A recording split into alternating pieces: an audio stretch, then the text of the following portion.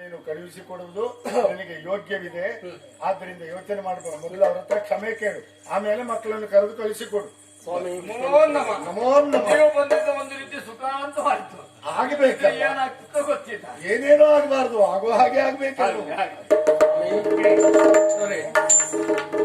ನಾವು ನಡೆದುಕೊಂಡಂತ ರೀತಿಯನ್ನು ನೀವು ಕ್ಷಮಿಸ್ತೀರಿ ಅಂತ ನಂಬಿಕೊಂಡಿದ್ದೇನೆ.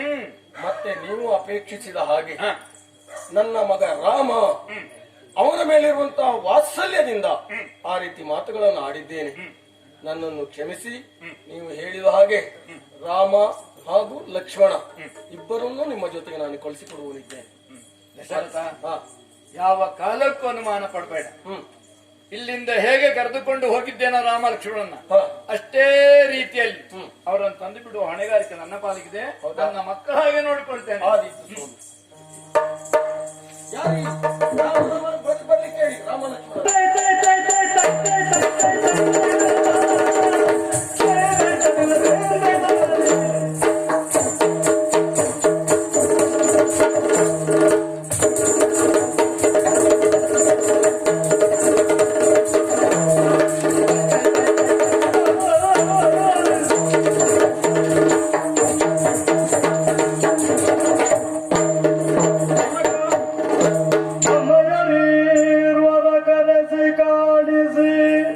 ವಿನಯಮಿಗಲವರೊಡನೆ ವಿಶ್ವಾಮಿತ್ರ ಗೊಂದಿಸೂತ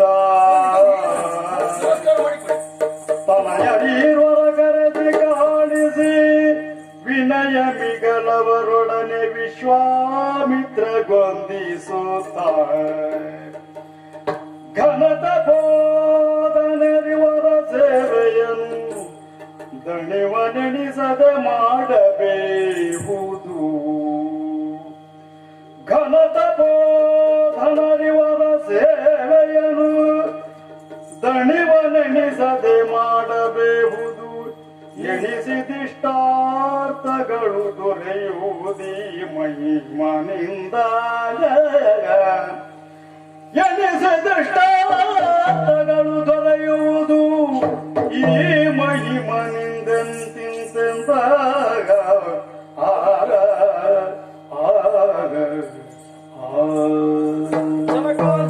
ಮೊದಲಾಗಿ ವಂದಿಸಿಕೊಳ್ತಾ ಇದ್ದೇವೆ. ಮಕ್ಕಳೇ, ನಾವು ನಾಲ್ವರು ತಂದೆ ತಾಯಿಯರು ವಾತ್ಸಲ್ಯದ ಕೂಸಾಗಿ ಬೆಳೆದವರು. ಯಾಕೆಂದ್ರೆ ಅರಮನೆಯಲ್ಲಿ ಇರುವಂತ ಸಮಯದಲ್ಲಿ ಅನಿರೀಕ್ಷಿತವಾಗಿ ರಾಮ ಹಾಗೂ ಲಕ್ಷ್ಮಣ ಬರಬೇಕಂತ ನಿಮ್ಮ ಕರೆ ಆಯ್ತು.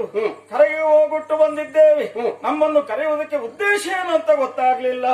ರಾಮ ಅಪ್ಪ, ಮಗ ಲಕ್ಷ್ಮಣ ಅಪ್ಪ, ಬಂದವರೇ ನೀವು ಅವರಿಗೆ ವಂದಿಸಿಕೊಂಡಿದ್ದೀರಿ. ಅವರು ಯಾರು ಅಂತ ವಿಶೇಷವಾಗಿ ನಿಮಗೆ ಹೇಳಬೇಕಾದಿಲ್ಲ. ವಿಶ್ವಾಮಿತ್ರರು. ಅವರಿಗೆ ಬರುವುದಕ್ಕೆ ಉದ್ದೇಶ ಕಾಡಿನಲ್ಲಿ ಲೋಕದ ಒಳಿತಿಗಾಗಿ ಮಾಡುತ್ತಿರುವಂತಹ ಅಗ್ನಿ ಕಾರ್ಯ. ಆ ಅಗ್ನಿ ಕಾರ್ಯ ಎನ್ನುವುದು ನಿರಾತಂಕವಾಗಿ ಸಾಗಬೇಕು ಅಂತ ಆದ್ರೆ ಅಲ್ಲಿ ಯಾವ ತೊಂದರೆಯೂ ಇರಬಾರದು. ಈಗ ವಿಶ್ವಾಮಿತ್ರ ಹೇಳಿಕೊಳ್ತಾ ಇರುವುದೇನು, ಅವರು ಮಾಡುವಂತಹ ಅಗ್ನಿ ಕಾರ್ಯಕ್ಕೆ ದುಷ್ಟರಿಂದ ಉಪಟಳ ಉಂಟಾಗಿದೆ. ಅದನ್ನ ನಿವಾರಿಸುವುದಕ್ಕಾಗಿ ರಾಮನನ್ನು ನನ್ನ ಜೊತೆ ಕಳಿಸಿಕೊಡು ಅಂತ ನನ್ನಲ್ಲಿ ಕೇಳಿದ್ರು. ಹಾಗಾಗಿ ಮಕ್ಕಳೇ, ಅಪ್ಪ, ಆ ಕಡೆಯಲ್ಲಿ ಕುಳಿತಿರುವಂತಹ ವಿಶ್ವಾಮಿತ್ರರು ನಿಮ್ಮನ್ನ ಕಾಡಿಗೆ ಕರೆದುಕೊಂಡು ಹೋಗ್ತಾರೆ. ಅಲ್ಲಿ ಅವರ ಸೂಚನೆ ಹಾಗೆ ಅವರು ಹೇಳಿದಂತಹ ಕೆಲಸವನ್ನು ಮಾಡಿ ಪೂರೈಸಬೇಕು. ಮಕ್ಕಳಾಗಿ ನಿಮ್ಮಲ್ಲಿ ನಾನು ಕೇಳಿಕೊಳ್ತಾ ಇದ್ದೇನೆ. ಯಾವುದೇ ಕಾರಣಕ್ಕೂ ಅವರಿಗೆ ಕೋಪ ಬರುವ ಹಾಗೆ ನೀವು ನಡೆದುಕೊಳ್ಳಬಾರದು. ಆದಿತ ಮಕ್ಕಳೇ, ಅಪ್ಪ, ಇದು ನಿಮ್ಮ ಆಜ್ಞೆ ಅಲ್ಲ. ಯಾಕೆಂದ್ರೆ ವಿನಂತಿ ಅಂತ ಕೇಳಿಕೊಳ್ತಾ ಇದ್ದೀರಿ. ಯಾಕೆಂದ್ರೆ ವಿಶ್ವಾಮಿತ್ರರು ಮಾಡುತ್ತಿರುವಂತ ಅಗ್ನಿ ಕಾರ್ಯದಲ್ಲಿ ಯಾವುದೇ ಒಂದು ದುಷ್ಟ ಶಕ್ತಿಗಳಿಂದ ಲೋಪ ಬರಬಾರದು. ಆದ್ರಿಂದ ನೀವು ಸೂಕ್ತವಾದಂತ ವ್ಯಕ್ತಿಗಳು, ನೀವು ಅವರೊಂದಿಗೆ ಹೋಗಿ ಲೋಕ ಕಲ್ಯಾಣಾರ್ಥವಾಗಿ ಶ್ರಮಿಸ್ತಾ ಇದ್ದಾರಂತಾದ್ರೆ ಯಾವುದೇ ಒಂದು ಕಾರ್ಯಕ್ಕೂ ಲೋಪ ಬರಬಾರದಂತ ನೀವು ಕೇಳಿಕೊಳ್ಳುವುದಲ್ವಪ್ಪ. ಇದುವರೆಗೂ ನಿಮ್ಮ ಮಾತಿಗೆ ಲೋಪದ ದೋಷ ತರಲಿಲ್ಲ. ಇವತ್ತು ಹಾಗೆ ನಿಮ್ಮ ಮಾತಿಗೆ ಎಳ್ಳಿನಿತ್ತು ತಪ್ಪು ತರಲಿಕ್ಕಿಲ್ಲ. ನಿಮ್ಮ ಆಜ್ಞೆಯನ್ನು ನಾನು ಶಿರಸಾ ವಹಿಸ್ತೇನೆ. ಬನ್ನಿ ಮಕ್ಕಳೇ, ಹೀಗೆ ದೋಷವ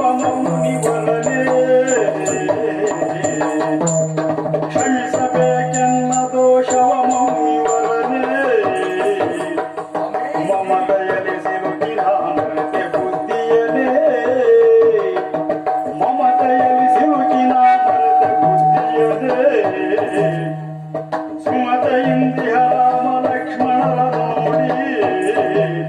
ನೋಡಿ ಸುಮತೆಯಿಂದಿಹ ರಾಮ ಲಕ್ಷ್ಮಣರ ನೋಡಿ ಕ್ರಮವರಿತು ತಿಳಿಹಿತಿದ್ದುವುದು ದಯಗೂಡಿ ಕ್ರಮವರಿತು ತಿಳಿಹಿತಿದ್ದುವುದು ದಯಗೂಡಿ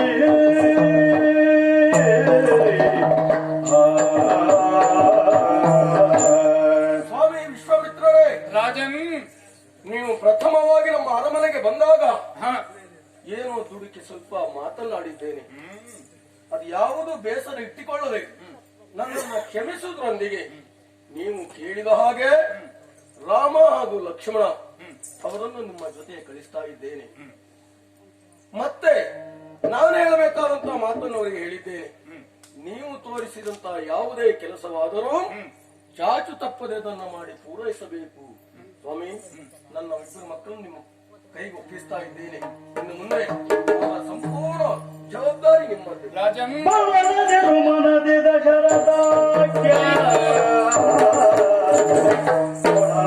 ಮನದಿ ದಶರಥ ಭೂಪ ನೀನು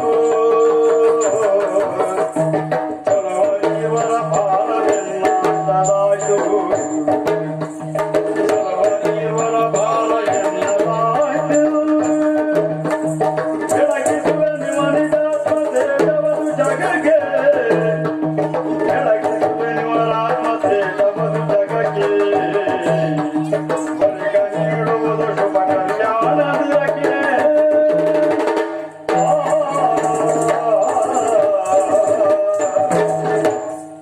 ರಾಜನ್, ಸ್ವಾಮಿ, ಹೌದು, ಉತ್ತರಾರ್ಧದಲ್ಲಿ ಪಡೆದಂತಹ ಮಕ್ಕಳು ಹಾ, ಯಾರಿಗೂ ಪ್ರೀತಿ ಇರ್ತದೆ. ಯವನದಲ್ಲಿ ಪಡೆದದ್ದಲ್ಲ ಇದು. ಹಾಗಾಗಿ ಪ್ರೀತಿ ಸಹಜವೇ ಅಲ್ವೇ? ಅದನ್ನು ನಾನು ಮುನಿಸಿಕೊಳ್ಳುವುದಿಲ್ಲ. ಕಳಿಸಿಕೊಟ್ಟಿದ್ದೀಯ ನೀನು ಎನ್ನುವಾಗ ನಾನು ಹಾಗೆ ನನ್ನ ಹೊಣೆಗಾರಿಕೆ ಬಹಳಷ್ಟಿದೆ. ಲೋಕ ಮುಖಕ್ಕೆ ಈ ರಾಮ ಲಕ್ಷ್ಮಣರು ಏನು ಎಂಬುದು ತೋರಿಸಿಕೊಡುವುದು ನನ್ನ ಕರ್ತವ್ಯ ಆಗಿದೆ. ಸರಿ. ಆ ದಿಶೆಯಲ್ಲಿ ನೀನು ಆಲೋಚನೆ ಮಾಡಬೇಡ. ನಿನ್ನ ಮಕ್ಕಳ ಸಂಪೂರ್ಣ ಹೊಣೆಗಾರಿಕೆ ನನ್ನ ಭಾಗದಲ್ಲಿ ನಿಶ್ಚಿಂತವಾಗಿರು.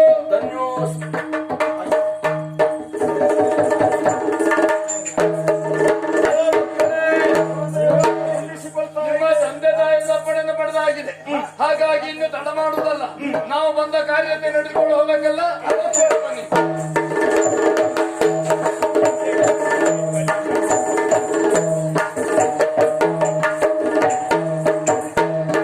ಹೊರದು ಧೈರ್ಯವ ನಿಂತು ತರಲರ ಜೊತೆಗೂಡಿ ಮಕ್ಕಳೇ,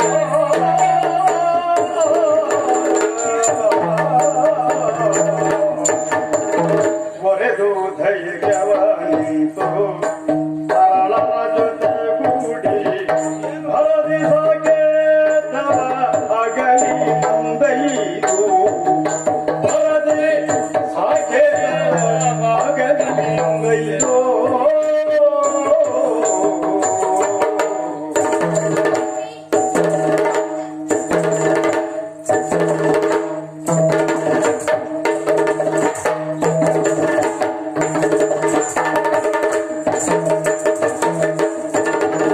ಸರಯು ಸಂಗಮವನ್ನು ತೋರಿ ಕಾಮಾಶ್ರಮ ಸರಯು ಸಂಗಮವನ್ನು ತೋರಿ ಕಾಮಾಶ್ರಮದಿರವ ಕಾಣಿಸಿ ತಿಂದು ವಿಶ್ರಮ ಗೈಸೆ ಆಶ್ರಮದಿರವ ಕಾಣಿಸಿ ತಿಂದು ವಿಶ್ರಮ ಗೈಸೆ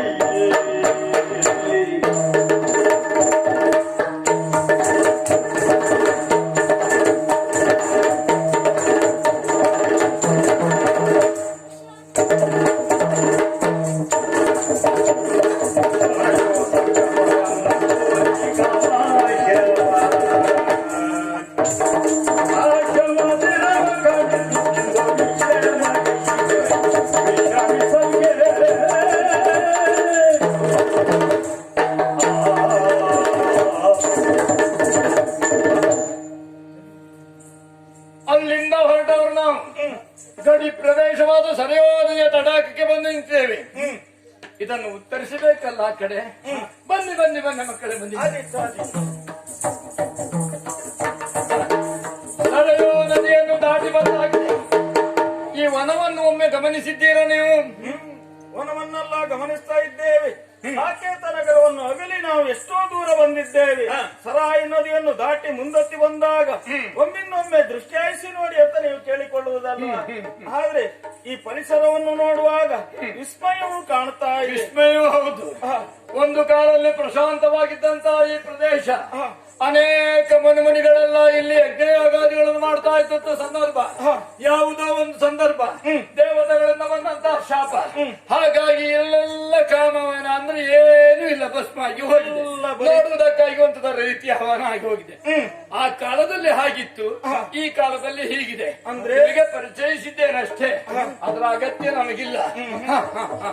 ಒಮ್ಮೆ ನೋಡಿ ಸಂಜೆ ಕಾಲವಾಗಿದೆ, ಹಾಗಾಗಿ ಇಲ್ಲಿ ಇನ್ನು ಮುಂದೆ ಹೋಗುವುದು ಸರಿಯಾಗುವುದಿಲ್ಲ.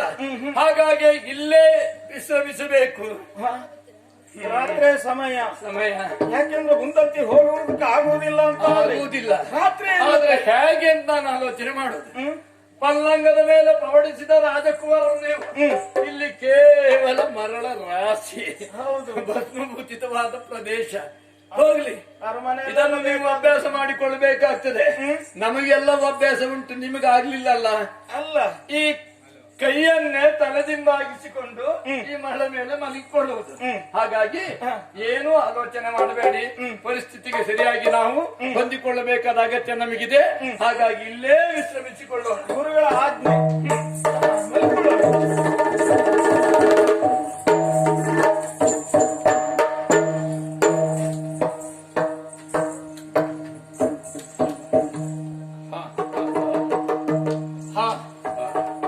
ಈಗ ನೋಡ್ತೇನೆ ಸೂರ್ಯ ಉದಯ ಆಗುವಂತ ಕಾಲ, ಇವರನ್ನು ಎಬ್ಬಿಸಬೇಕಲ್ಲ. ಹೇಗೆ? ಕೌಸಲ್ಯ ಸುಪ್ರಜಾ ರಾಮ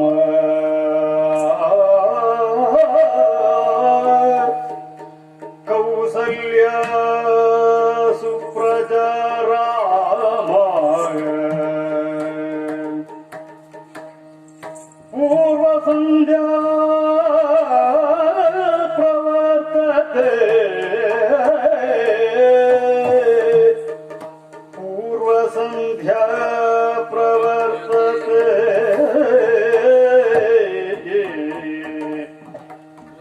ಉತ್ತಿಷ್ಟ ನರಶಾರ್ದೂಲ ಕರ್ತವ್ಯಂ ದೈವಮಾನ್ಹಿಕೌ ಉತ್ತಿಷ್ಟ ನರಶಾರ್ದೂಲ ಕರ್ತವ್ಯಂ ದೈವಮಾನ್ಹಿಕೌ ಕೌಸಲ್ಯ ಸುಪ್ರಜಾ ರಾಮ ಪೂರ್ವ ಸಂಧ್ಯಾ ಪ್ರವರ್ತತೆ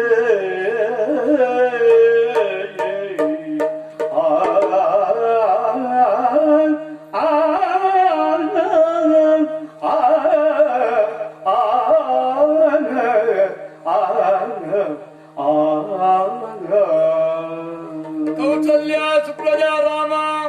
ಓ ಕೌಸಲ್ಯತನೇ ರಾಮನೇ, ರಾಮಚಂದ್ರ, ಓ ಲಕ್ಷ್ಮಣ, ಅರುಣೋದಯವಾಗ್ತಾ ಉಂಟು, ಹೇಳಿ ಎದ್ದೇಳಿ ಎದ್ದೇಳಿ.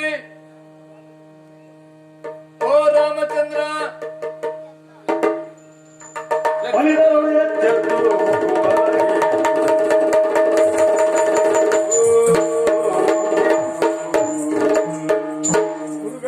ಹೇಗೆ ಪ್ರಯಾಣದ ಆಯಾಸದಿಂದ ಸುದೀರ್ಘವಾಗಿ ನಿದ್ರೆ ಬಂತ? ಹೇಗೆ ಎಂತ ಚೋದ್ಯವನ್ನೇ ಕಾಣ್ತಾ ಇದ್ದೇವೆ.